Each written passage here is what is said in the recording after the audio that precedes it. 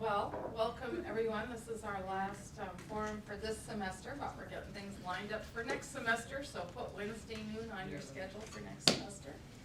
And today, John Evans from Political Science is going to talk about technology and privacy in the law. Yes. All right, take it away. All right, do I need to stand in front of you, or can you, and I probably should put the microphone on That's a good idea, yeah. at least, but does it matter? Can you see me if I'm over here? Or? Yep, I can move it. Okay. Forgot that I was going to be on camera, and I tend to be kind of an outdoorsy, sort of scruffy guy. I know I shave, and then I'm on camera. I try to look like a decent human being, so I apologize for anybody looking online at the video for not having a tie on and not shaving. But how do I get this? Part of man's health over There you go. And isn't there some sort of mustache November thingy? Yeah, anyway. So, we're talking about the search and seizure law, Fourth Amendment of the U.S. Constitution, a right to be secure in our persons, places, houses, and effects is what the actual text of the Fourth Amendment. In fact, I'll put that up for you right now to show you. And Control plus. Let's scroll down a bit. This is the actual text of the Fourth Amendment. So, should put a period here so that we all know that we have a right to be secure, because I don't want you to feel insecure. Sorry, my students like to laugh at my attempts at humor. Well, they don't laugh. That's the problem. That's why I've been told not to give up my day job. All right. So, the Fourth Amendment covers persons, houses, papers, and effects. What about, and again, don't laugh at what I have here, but this is my phone. I know people laugh because I guess not a lot of folks have this kind, because you got to do stuff on it. There you go. I had one of those. All right. So I'm obviously not talking to my students, because they all have these phones that can do 10,000 different things. Yeah. It does not say in your persons, houses, papers, effects, and phones, does it? What about your car? That's not on there either, although you could say that's on my effects. You could say that. But we have 4 things listed. The Supreme Court has decided that this amendment means more than 4 things. More than those 4 things, drawing on effects and the whole intent of the Fourth Amendment. Comes from a case, the guy's last name is K-A-T-Z, Katz, not like meow, but like K-A-T-Z, Katz. Dealt with a bookie, that would be someone making bets, if you know you're illegally, who thought he was smart because instead of using the telephone in his apartment or wherever the headquarters of the illegal gambling operation was, instead he placed the bets at something that my students aren't familiar with called a pay phone in a phone booth. I don't know, you guys are all familiar with those, right? In this room.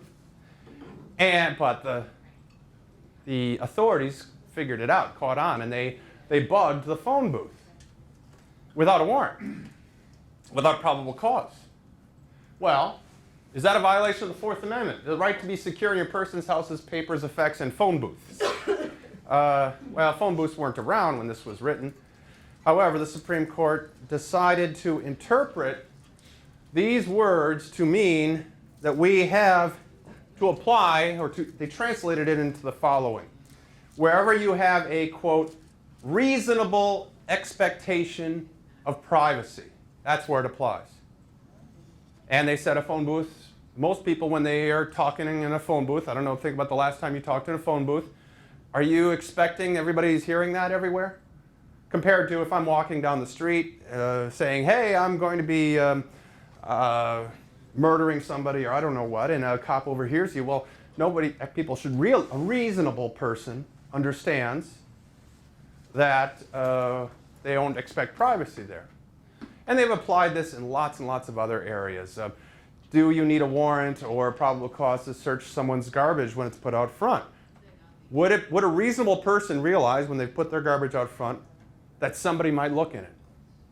And that was actually a close decision. There were some dissenters. But your backyard, you're growing your marijuana in your backyard. Well, most of you probably not, but the hypothetical person's growing their marijuana in the backyard, and they had put up big fences so nobody sees, but you have an aerial surveillance. Do most people, the innocent person in their backyard, should they expect, or would a reasonable person realize they might be seen from overhead? The court said yes.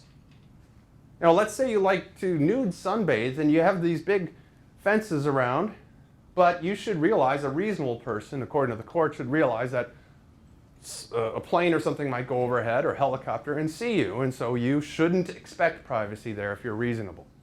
Now, there's disagreement about what is reasonable and what isn't, and that's why most of these decisions are not 9-0. But at any rate, I just want you to understand that this phrase has been expanded to apply to, where, in this Katz case, to anywhere where there's a reasonable expectation of privacy. Okay, that's one aspect that's important about the Fourth Amendment, where it applies. And so do you expect privacy when you're talking or texting? Hopefully not in class. I have a problem with that from time to time. What about the digital information that can be stored in this thing? What about the fact that using cell phone towers, you can identify where I am at a certain moment from cell phone records? Should I have a reasonable expectation that people are not following where I am just because I have a cell phone, or not? Technology has, the Fourth Amendment has had to confront technology, in other words, to make a long story short. Does this include digital searches, not just physical searches? Now, the Fourth Amendment has a history. Adopted 1789, but it has a history that comes from English common law. The idea of rights to privacy in your person's houses, papers, and effects. Okay, and in particular, I'm going to scroll up here if I can. We see Fourth Amendment enforced the notion that each man's home is his castle. This is called the castle doctrine. A man's home. Today we would say a person's home, but I used the title I did because that's the quote. You know, we talked a little differently back then, and the title of the talk is a man's phone is his castle. I thought that because it rhymed. I thought I was creative. I don't know. But in other words, can we use the castle doctrine, which I have to explain, but can we use the castle doctrine, which, at least for most of U.S. history, has informed what the Fourth Amendment means, has been the basis, the philosophical foundation for the Fourth Amendment.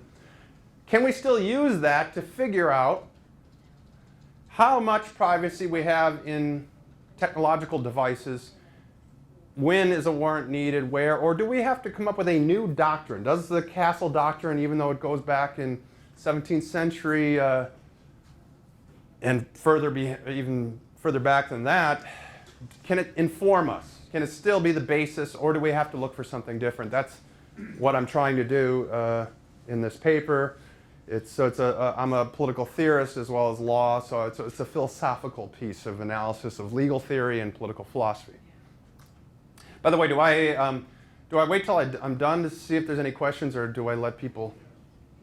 It's entirely up to you. Okay, because if anybody has anything they want me to, they're uncertain about, just feel free to shoot your hand up. Obviously, you're probably going to answer this, but the question is, can you define your digital information as effects? Aha! That's a good question. What digital information? How much digital information? What situation? When and where? And the Castle Doctrine places a particularly high premium on the home, even more so than the phone booth or your backyard. There's something special about the home. And again, this goes back into English law. Sir Edward Coke, a guy named Coke. His name is spelled C-O-K-E, like Coke, but it's pronounced Cook. Why is the home so special? I'm going to show that in a little bit, but I'll cut to the chase. The home is special because of if I allow you to search the home, as opposed to, say, I have probable cause to search your person, how much information about you are you carrying on your person, at least in the 17th century? Maybe your wallet a little bit, but your home could have your diaries, could have banking records. Just the sheer volume of information in the home is one issue that serves as the basis for the Castle Doctrine. But the second reason is this idea that there's a sanctity to the home. It is a special place. And if we go in, we might see someone getting dressed or engaged in adult activities, with their spouse, or there's a special aspect to it. So it's the volume of information and the sanctity are the two bases for putting the home at a higher level of protection. And I guess to a certain extent, then, that can be, not with this phone, but with other phones. Today, unlike in the 17th century or even 30 years ago, you can actually, on your person, digitally, be carrying more information about yourself than you have in your home. Your entire banking records, your entire healthcare records, the percentage of people that do their healthcare online, that have it on their phone, as much data potentially, I'm not a technology person, but as fits in a library can be on your phone. So if the basis for the Castle Doctrine is primarily about the volume of personal information, then perhaps a man's phone should be his castle today.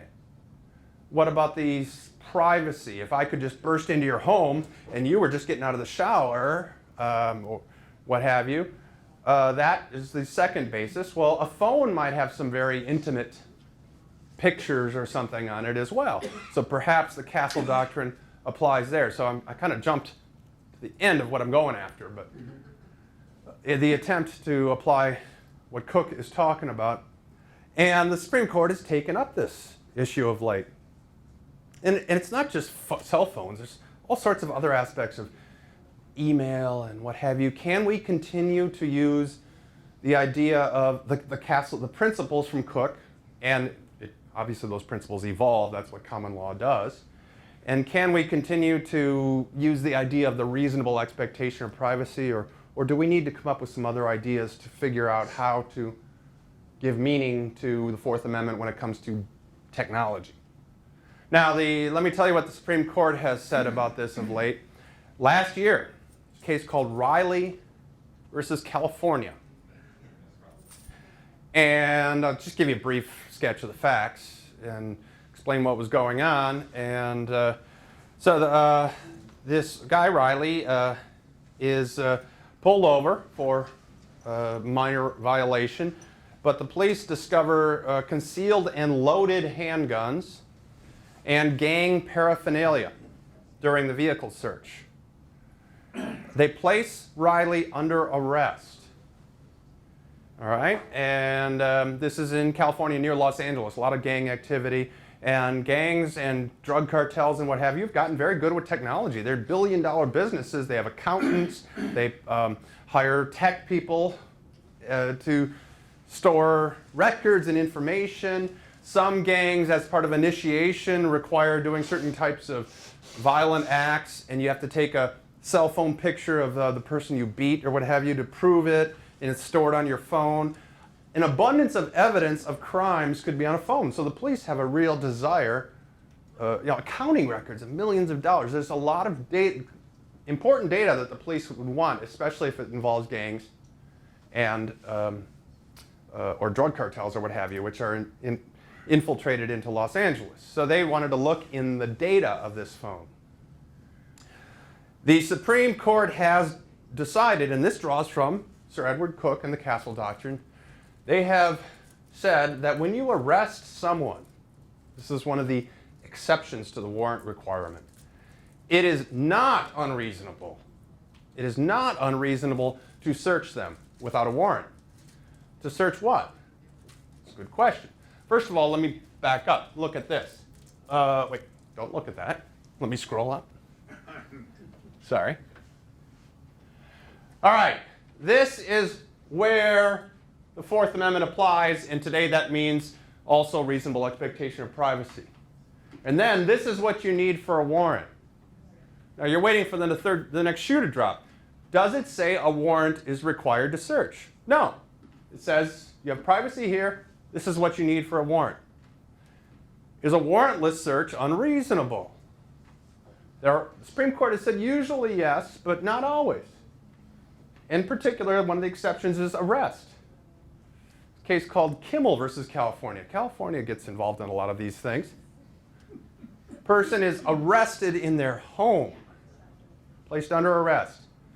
They search the person, the area near them, and the reason for the exception, for the arrest exception, by the way, is twofold. That person might have a weapon on them that could be a threat to the officer. You go to get the warrant, as you have them in the back of the car, and they can get their gun out or something, or to protect the officer. Second reason, destruction of evidence. They're dumping the cocaine or whatever out while they're, even if they're cuffed, that they have. We want to protect the evidence, and you don't have, there's what they call exigencies. My students don't know that term, exigent circumstances, but there's a need, a demand. Some of them do. I don't mean to belittle them, but lawyers and courts use heavy language and a lot of Latin for whatever reason. They're showing off. But, so that's why. This exception to the warrant requirement. Well, in Kimmel, they searched Kimmel and the area around him, make sure he's not destroying, no weapons that he can lunge for. No, he's not dumping the guns or the cocaine, trying to hide them. But then they searched the entire house. Does the arrest exception cover the entire house? Well, if you look at the Castle Doctrine, even Cook himself says, yes, exigencies mean you can do this search without a warrant. When you're arresting someone or some sort of emergency, you hear a scream, you can go in. You don't go get a warrant if you hear a scream, someone might be getting hurt. But Cook himself says that there are limits. You don't get to go through the whole house. And that's what we learn from the court in this case, because there's no demand, pressing need, exigency. You can protect the evidence in the person's area of immediate control. You can secure yourself. And so that's a done deal. And then you go get a warrant for the rest of the house. So Kimmel says only the person and their area of immediate control. But within that area and on that person, it is a full search. No limits. Doesn't matter what you arrest them for. Unpaid parking tickets. Court has said you get to do a full search, custodial search, in custody. In Riley, they have arrested him. They can do a full search. And they can look in his wallet, look in tiny little whatever, his shoes, make sure there's not something in there. What about his phone? Oh, any cocaine in there or whatever? That's a physical search. But today we have something else. Based on search incident to arrest, it's supposed to be a full search of anything, including digital information based on arrest.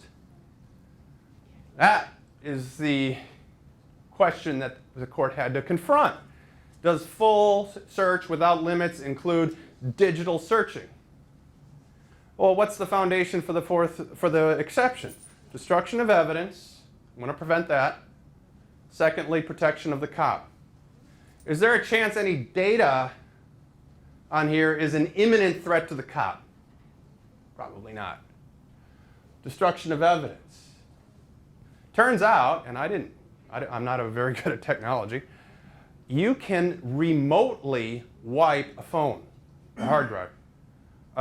So the gang leader finds out that this guy's just got arrested and is on his laptop, and he, through the cell phone signals, is wiping the phone. That evidence is being destroyed at that moment. Okay, so that part of the justification for search incident to arrest says, yes, you can do a digital search. However, Riley comes back and says, wait a minute. By the way, the search, if you're wondering, yielded information that he was a member of a particular gang. It had pictures, cell phone contacts, texts about his crimes, video clips of his crimes, a picture of a vehicle that had been involved in a second gang shooting, some serious stuff. The question isn't whether we can get at it. The question is, do we need to get a warrant first, or are there exigent circumstances? And Riley says that this became a debate about technology as much as it is about the law. Because according to Riley and his attorneys, there are ways of preventing that remote wiping. You can take out something called a SIM card, which I don't think one of these has. Anybody know what those are? Okay. That old one. You can put it in a metal box or aluminum foil or something, but the claim is that you can protect this. And there are disputing claims saying, and I'm not an expert on technology, but whether or not taking the battery or the card out fully and completely, is there a way to completely prevent remote wiping by doing whatever protective mechanisms? And are all police going to be required to have one of these boxes that stop the phone signals from going in and quickly put the phone in there while they go get the warrant or not? Again, I don't have all that knowledge about technology, but that was what the dispute is over. Because if that's the case, then the exigency is not there. Okay? You can secure the scene with the phone. And given the volume of data on the phone, it is like the home, which is a person's castle. So those are the big issues. And we have another case, United States versus Davis. U.S. federal agents in a criminal trial use location data from a cell phone service provider to figure out where this person was. Okay? And is that protected, or do you have a reasonable expectation of privacy there? Are there exigent circumstances? Does the Castle Doctrine apply as well? So those are the things I'm trying to sketch out, I guess. And I'll tell you what happened. The U.S. v. Davis case was a circuit court case. That's the one where they found the location. Circuit court is above the district courts. It's the first level of appeal. And everybody has a right to one appeal. The 11th Circuit said that you do have privacy in terms of your location. And that was appealed to the U.S. Supreme Court. And on Monday, this Monday, a few days ago, the Supreme Court decided not to take the case, not to accept the appeal, what does that mean? That doesn't mean that they agree with the 11th Circuit at all. They only hear about 80 to 90 cases a year, and it's called accepting cert, granting cert, or denying cert. Stands for certiorari, or certiorari. I've heard it pronounced multiple ways. It's Latin. Certiorari. Yeah, I've heard that. O'Connor used to say it in a different way too, but who knows who's right? I don't speak Latin. If you start Latin, it's certiorari. Well, that's Church Latin or the ancient Latin. There's two kinds of Latin too. Yeah, it's real Anyway. Latin. So, real Latin. Sorry, Cicero or Cicero. At any rate, they declined to hear the appeal, so we don't know on that. There's no national standard. The current precedent only applies to the 11th Circuit until the U.S. Supreme Court rules on that. But the U.S. Supreme Court did rule on the Riley case. And they ruled that you do need a warrant to do a digital search. It's the first time they ever put a limit on search incident to arrest if it's in your area of immediate control. Because they believe that you can protect this data for, well, two reasons. First, that you can protect it technologically. They bought that argument. But secondly, they said, more or less, that a man's phone is his castle. There's an amazing amount of info now that you can carry on your person. Much more than you could fit in a castle. So they did draw upon the Castle Doctrine there. However, even with a castle or a home, there are times where you can do a warrantless search. Exigent emergencies. I hear a scream. I don't need a warrant to bust in the house. I arrest someone. I can search the person in their area of immediate control, but nothing else, unless I have reason to believe there might be an accomplice in the house with a weapon that is about to burst out and shoot me. To protect myself, I can do what's called a quick sweep of the house, not to find evidence, but to protect myself. Same thing is true with digital info. They were very careful. They said, yes, you need a warrant now to do the digital search, which you can easily get, but we understand, they said, there may be exigencies. For example, let's say it's a child kidnapping and it's some sort of child rape or something like that, and you need to find the child as quickly as possible. They may be being assaulted right now, some sort of emergency, and you have reason to suspect that this person on their phone has information about that. You don't go get a warrant while the child might be being harmed or moved. That's an exigency. But you need to have the exigency, otherwise you need to get a warrant. Maybe it's, you know that there's information about a bomb or you have probable cause that there's information there might be a bomb that's about to go off. You don't go get the warrant. That's an exigency. And the exigency is in the Castle Doctrine because it also applies to the home. There are times you can go in. But if you're not in one of those situations, they more or less said a man's phone is his castle. And does that apply everywhere? And what are the implications for other emails and other aspects of technology and the implications of that? And that's what I'm trying to explore in this paper. I'm trying to take a good look into the Castle Doctrine. Let me actually show you a bit of that. Let's see, Control Plus. This is the writings. You got a nice picture of Mr. Sir Edward, pronounced Cook, as they let you know. This is a case called the Semaine case. I'm going to give you the facts on this one. It's the origins of the Castle Doctrine. We actually have the phrase being used in England as early as 1581. A schoolmaster in London was writing a treatise on education and mentions that each household where the children are is the appointer of their own circumstance, and his house is his castle. So we get these occasional, even in the 16th century, but we don't get a doctrine about how it applies to law until Sir Edward Cook writes up a commentary on this case. And Cook and another guy named William Blackstone, Sir Blackstone, are considered the pillars of the common law doctrine. Blackstone gets a lot more press, but Cook, law scholars think, is really the more important person, and he's the earlier person. He writes up an opinion on this, some doctrine on this case, dealing with someone named Peter Semaine, who happened to hold a house in common with a guy named George Barrowford. Semaine didn't live with Barrowford, but he owned part of the house. I don't know if he was renting to him or they were co-owners. I don't know the details yet about all that, or I haven't looked into that. But anyway, Barrowford died. Semaine owns part of the house, but also when Barrowford dies, all of his goods, all of his possessions are in the house, and he owed Mr. Semaine some money. And so Mr. Semaine wants to get some of the goods to get the money.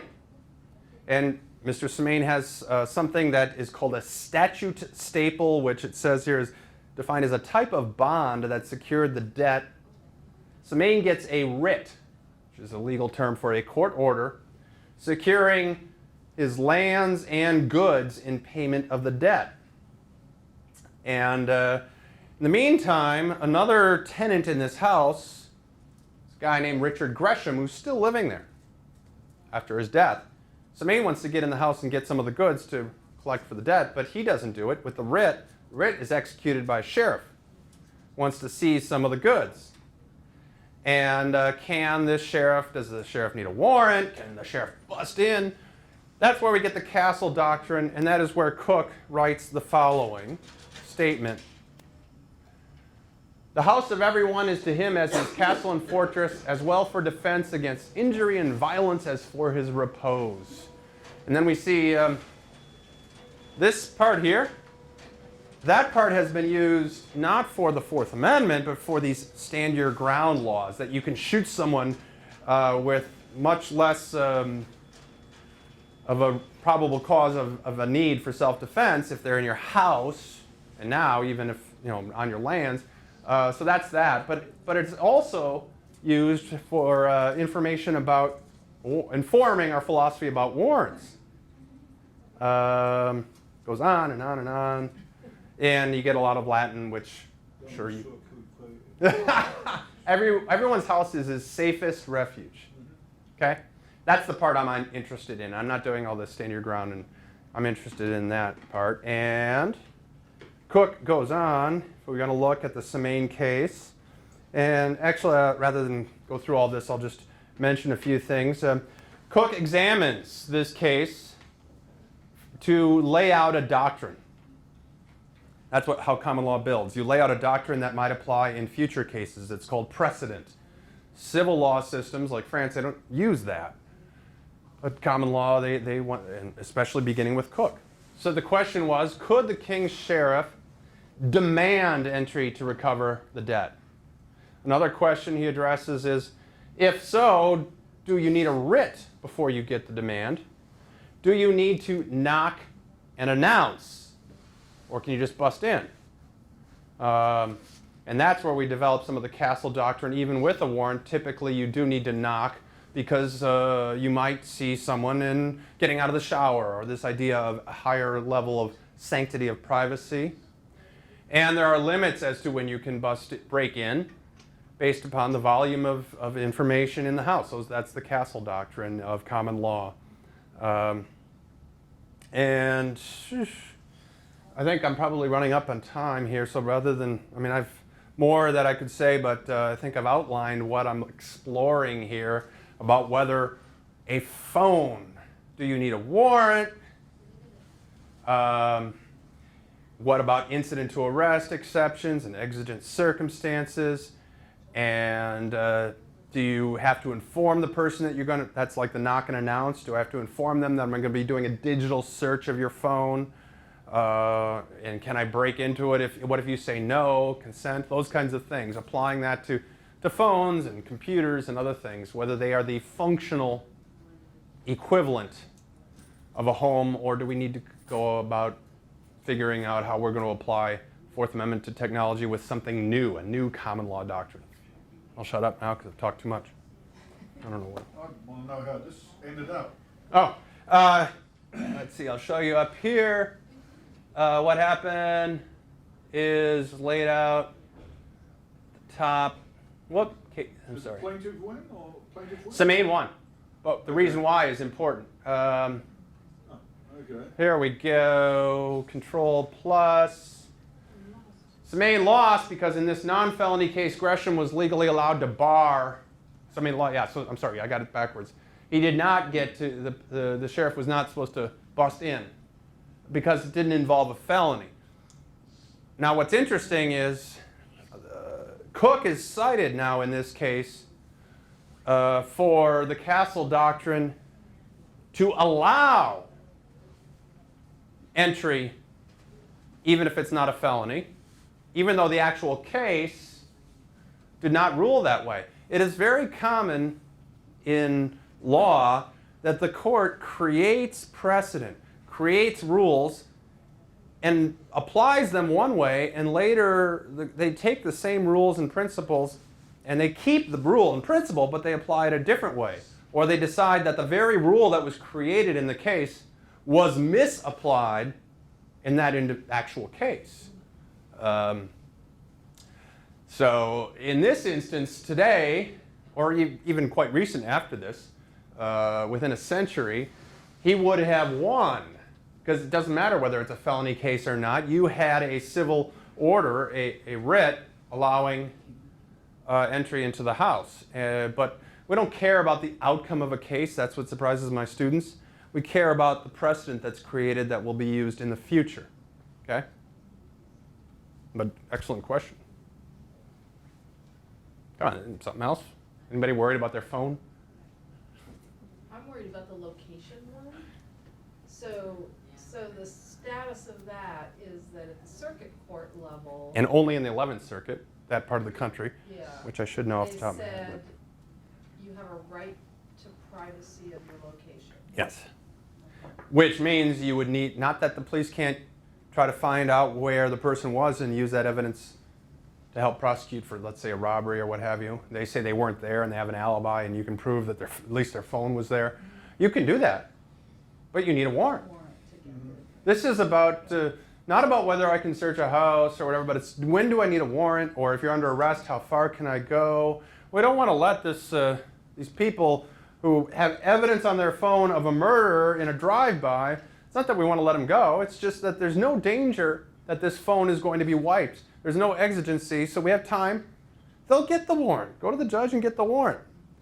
There are times where we do need to get at it, where we do need to do a sweep of the house. It's a gun runner, and they may have accomplices in the house with guns. But the critics of this decision say, I'm sorry, when you're under arrest, you lose anything in your area of immediate control, just like Cook says, in the house, when you're under arrest, your area of immediate control, you can do a full search. The problem is the search of that room today, if it included a phone, is really revealing more information than you could store in a library because of technology. But also I'm still trying to wrestle with whether or not the sanctity of making sure you're not revealing someone coming out of the shower or whatever, does that apply to the phone? Do we have not just a large volume of information on our phone, but do we also have a lot of potentially embarrassing or personal information on our phone that is the equivalent of the home? You've got a recent situation there with the football coach at Mankato State. Yeah, yeah. Where he had Pictures of his kids. in the bath, That's and right, yeah. somebody Thought it was child thought it pornography. was child pornography, and bingo. Yeah. I mean, So in that instance, it would be like busting in the house and seeing the kids in the bathtub and arresting the person for bathing their children naked or something. It's the same kind of thing. There is an element of sanctity and there is a volume of data. I think both. I'm anticipating we can continue to use the Castle Doctrine, the development of common law of Castle Doctrine, to apply to the digital world. I don't think we need to reinvent a doctrine. But I also want to explore maybe there's things besides phones, or maybe there will be some need to elaborate on it or not. I think the key issues are the volume of information and the level of privacy. I think that's still true. so then let's ask you the question. NSA. Huh. I mean, how does that comport with the Fourth Amendment? It doesn't, but in my opinion. But how do you stop it? How do you stop violations of the Fourth Amendment if we don't find out about them, if they're kept secret? Having principles that are current, that are precedent, does not explain how we enforce those, including against our own government. The court has neither the power of the sword or the purse, or their own investigatory arm to look into the NSA. It's just a question. So it's a hell of a good question. And what if the court tried to, in a decision, to argue that you, Congress, or what have you, must give us a investigatory arm. You must give us employees and a budget to look into those kind of things. Yeah, but that violates the separation of powers, doesn't it? That could be considered to violate the separation of powers. The court is supposed to only express the law, not create policy or demand certain things that would require appropriations. However, they have done it. I'll give you a great example. Brown versus Board of Education said integrate the schools. 20 years later, late 60s, 15 years later, 99% of the schools in the South were still segregated because of people moving and other kinds of tricks and gimmicks, and the court said enough of this. No more dragging your feet. I'm going to make you integrate. I'm going to require busing. You must bus. And everybody was like, you can't create policy. That's going to cost money. You're giving us an order that is going to cost. And it was considered a radical thing for the court to do. And in theory, anyway, because of separation of powers, they were pushing the envelope. What if the states or the national government had said, no, we aren't going to appropriate the money. We're not going to bus. And the court had said, well, you have to. What are they going to do? Use the Supreme Court cops? Or there aren't any. The 9 justices march over, and when you don't have the power of the purse or the sword, yet you try to use the power of the purse or the sword, you're putting yourself in shaky ground, but it has been done. And in theory, if they want to put themselves on shaky ground again, they could try, but I think on an issue of national security, lamentably, I don't think it would work, unfortunately. But there is precedent for doing that kind of thing. That's the only one I can think of as the busing example. So what else should I be looking at besides phones, computers? What other kinds of potential searches that involve technology is out there? Well, the big one they're talking about now is the cloud, which I guess is just storage devices. And a lot of the data on the phone is not on the phone, it's on the cloud, but you access it via the phone, and there are very sophisticated password lockdown things that you need. Once they lock it up, the phone, you can't get at the data on the cloud. Or can I subpoena the cloud, but what if it's a storage site that's outside the country? And that's one thing that they're looking at, but I'm trying to think of other possible future technology issues. They're talking, I don't know if you've read, but they're talking about driverless cars soon. Well, will there be data on your car about where you've driven if it's driverless, and does that require some sort of protection, privacy? You've not been watching the progressive commercials, have you? The little device. Well, yeah, I know they're hacking in and make to cars, I know. Well, this is not hacking. But can the government? You put it in, and it tells you where you drove, how fast you drove. GPS devices. Yeah, I mean it's all there, and then they decide what your insurance rate will be. You know.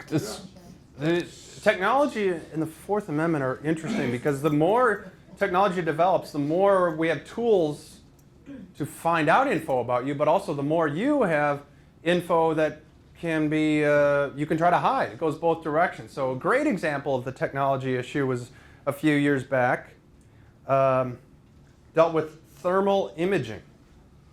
I can't go into your house unless I get a warrant. I have to get probable cause, but let's say I just have some suspicion that you're growing marijuana. I don't have probable cause, so I can't get the warrant.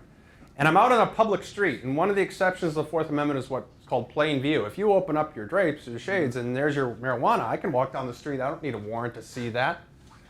But what if I could see through walls? Well, we can't do that yet, but we can detect heat. And the detection of a lot of heat lamps that might be being used to grow marijuana might be enough to get probable cause to get the search. But did you need a warrant to detect the heat in the first place? The Supreme Court said yes. Believe it or not. That's interesting. One of the interesting justices on this that may surprise a lot of you is Justice Scalia, who is very conservative on everything except warrants. Maybe he has a lot of things he wants to. Always joins the liberals on almost all these Fourth Amendment cases. He surprises everybody only on the Fourth Amendment. He must have something he wants to hide. Yeah, that's probably it. Because why all of a sudden he is really protective when he's conservative on all these other issues. So I believe he wrote the majority opinion on that, saying that you have a reasonable expectation of privacy. Not just a reasonable expectation that the government is not observing the heat in your house. It's not in plain view because you need technology to detect it. The dissenters, Ooh, I think, yeah, the dissenters said, wait a minute, you can detect heat with your plain eyes. The snow is melting on that roof in that house, not on the other, is what the dissenters said. The majority said, well, not every drug shop is in the north, and there was a debate about what is plain view. Well, it's a different. You're approaching it as a scientist. Yeah. I mean, infrared radiation is simply more electromagnetic radiation. Are they saying that you... But it requires embellishment. Not the human senses can't. Okay, so what they're doing is they're saying that you're basically stuck with visible spectrum. Visible, well, plain view actually also means plain smell, all your sensory data. Yeah. If you're in a place where you have a right to be, you're allowed to use your senses, but if technology is used to amplify those senses, potentially they're saying you're violating an expectation of privacy. All right, yep. And now, what kind of technology to amplify your senses? Last year, at a case dealing with Aldo, the drug-sniffing dog, and they said, is Aldo a special form of technology? No, he's a dog. But my sense of smell cannot detect what this... does that mean I have a right to go somewhere without a warrant around you and have... there was Aldo and what was the other pup? There was 2 dogs, and the court had to rule on these amplifying your senses via special technology known as a dog.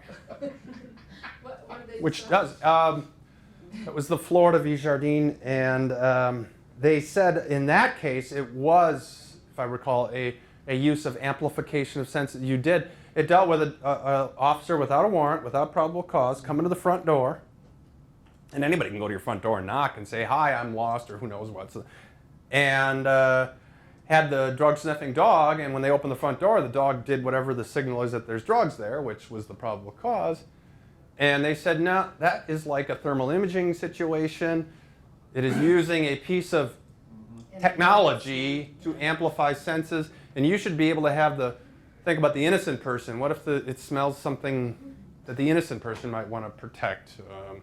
So in that instance, the dog I love it. was a type of technology that was considered...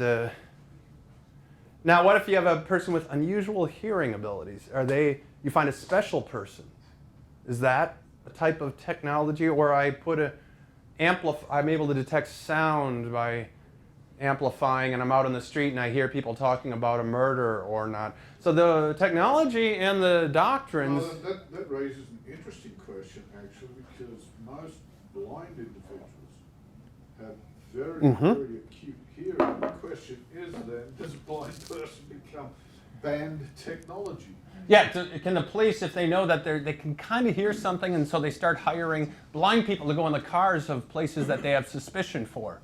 Well, we do have an expectation. What if I'm having an intimate conversation with my spouse or significant other, and I don't want that heard, and you use a device to acquire that, and the device is someone like a blind person?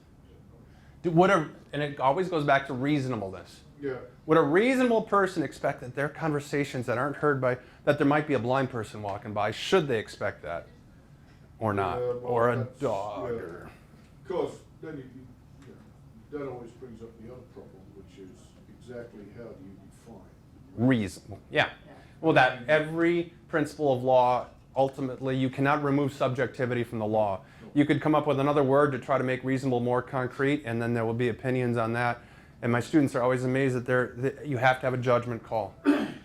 And the big one was the trash. The majority said your trash does not have a reasonable expectation of privacy. Everybody realizes a squirrel might get into it and rip it apart, and your front lawn's littered with stuff. And so therefore, no reasonable person expects privacy. Therefore, I can go in the trash. The dissenters said, first of all, you're diminishing the value of the information in there. Well, what kind of information in your garbage would an innocent person have? Because we always look at the innocent person. What would you want to protect that's private? And it was Justice Thurgood Marshall writes, well, what if the couple has telltale signs of intimate activities? In other words, he was trying to say condoms and didn't want to say it. They are not committing a crime, but they don't want to announce to the neighborhood their trash has personal. Your trash actually contains things you want to keep private and have a reasonable expectation of privacy for. But he was in the dissent on that one. It gets more interesting when you ask a question about junk mail, particularly credit card office. You don't want them. How do you stop them? Yeah, well, that's it. You can't stop them, but you can't throw them in the trash these days, either. Because of all the privacy and because of the thief. But what about the government? We want to protect ourselves from the thieves, yes, but can the government go in your trash as well? But yeah, I'm focusing primarily on technology and not dogs either. But and here's we probably all need to get going. But the big thing we have to figure out is that not just the legal principles, but I need help from people that know technology that can tell me, oh, can you wipe this or that, or how much can you lock down this or that? And that, during the oral argument, that was the questions that they were shooting at the justices. And we currently have justices on the court, kind of old, but they know the law really well. But how knowledgeable are their clerks, or how knowledgeable are they about the technology? Should they just trust when they say, oh, you can't wipe that remotely, or you can? So today, for the Fourth Amendment to have meaning in technology, we're going to need people that understand technology very well and law very well. I mean, but that's true in other areas. What if a case involves chemistry? You know, I need an expert in chemistry who also is an expert in the common law. But it's particularly salient with tech today. And the court right now needs to know. They need some people that really understand technology on the court and the law. And there's probably things besides the Fourth Amendment where those intersect. And I don't. The interesting thing you brought up was the question of the Faraday cage with the phone. I'm sorry, the what? It's called a Faraday cage. Oh, basically a little mesh. Yeah, you just that can have stop a little phone wire signals? mesh, and what it does is it basically any radio waves or whatever in communication It blocks them. comes to the box, goes round the phone, goes out again, but it So doesn't get inside. see, so you know, I guess. I should quiz you. Yeah. Does it work? Can you literally block all electromagnetic radiation with Yeah. the correct thickness or type of metal? All you need is a copper wire cage. And that will be good enough. 100% sure it'll block fly it. wire, So it or you can enhances wrap the whole damn thing in aluminum foil. Just wrap it in aluminum. And foil. 100% sure it'll block the wiping of the phone. Or 99. Am I going to bet my 'Cause that's what the life court- on it? No. Am I willing to throw $1 or $2 on it? Yes. That's what the court wants to know, is how sure are we that that the police have easily accessible means of protecting the evidence? Well, if they carry a roll of aluminum foil with them. And how sure are we that and it will they just work? They just wrap the phone in several layers of aluminum foil.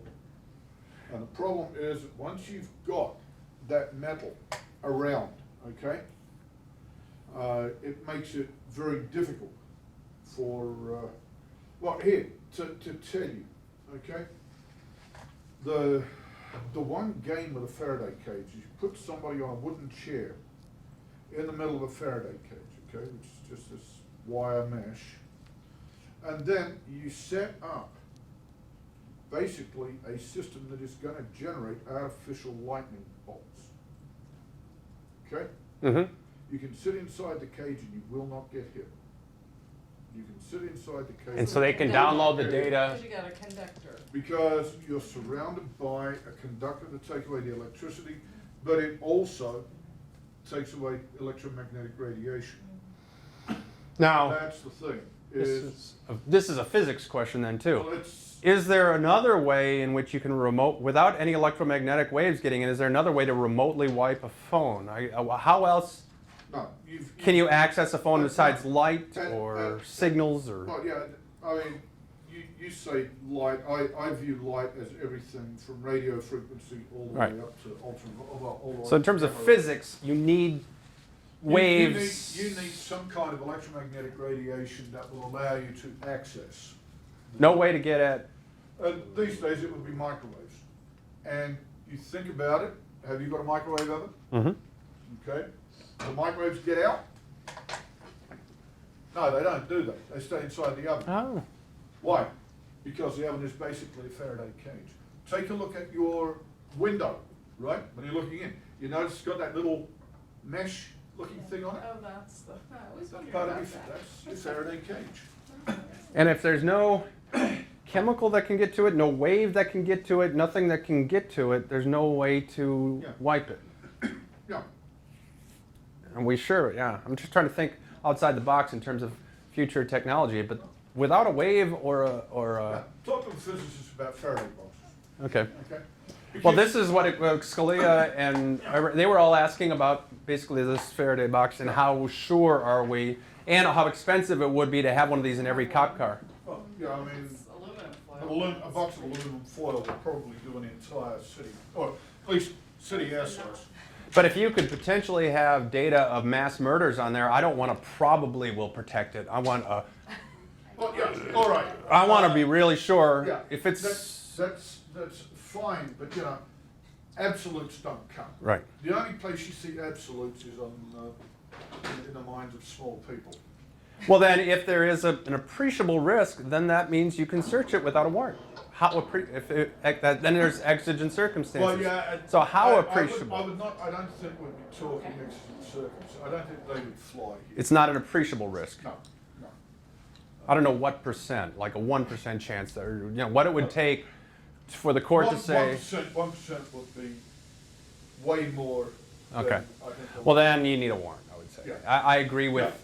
I agree I with. think they can put it in a little. You get a little lunch pail, okay? Line it with aluminum foil. Throw the phone in there. Lock it. Bingo. Yeah. And this decision just came out last year, and it means that police are going to have to be informed everywhere that you can't digitally download. You better, but you want to protect that phone because it could have evidence of mass crimes, like with drug cartels. That's the one thing that I came away with this from is, it's tough to be a policeman. You have to know so much. Yeah. And with it's cartels, shifting. yeah, I just got to go visit the little outhouse. the level of data and potential thousands of criminals and mass murder because this is LA. These are all drug cartels. From the cops' perspective, there's some data that to protect lots and lots of lives. Yeah. I understand the privacy concern, but I understand the potential volume of data that they could arrest and shut down a lot of really serious crime, and then terror and cells. Yeah. So it's a real balancing act.